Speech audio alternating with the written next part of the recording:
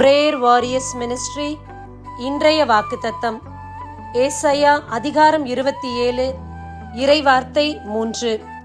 ஆண்டவராகிய நானே அதன் பாதுகாவலர், இடையராது அதற்கு நான் நீர் பாய்ச்சுகின்றேன். எவரும் அதற்கு தீங்கு விளைவிக்காதவாறு இரவும் பகலும் அதற்கு காவலாயிருக்கின்றேன்.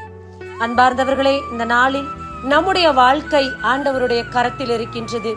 யாரையும் நம்பி இந்த உலகத்தில் நாம் வாழவில்லை.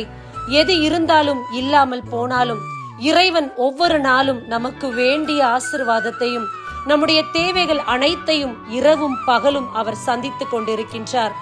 யாருமே ஆண்டவருடைய அனுமதி இல்லாமல் நம்மை தொட முடியாது. எதுவும் நமக்கு தீங்கு செய்ய முடியாது.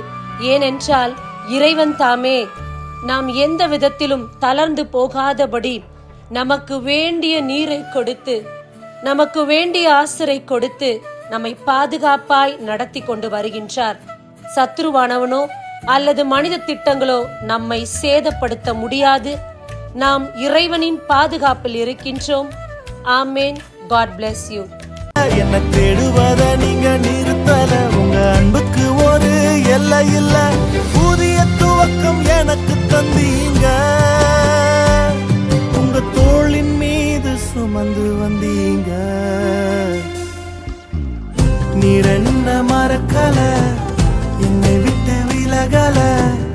ஏக்கமுள்ள கண்ணால எங்கிதான் நீங்க. நீர் என்ன வெறுக்கல, தள்ளி தூரம் போகல. கால் கடக்க எனக்காக கடல் தாண்டி வந்தீங்க.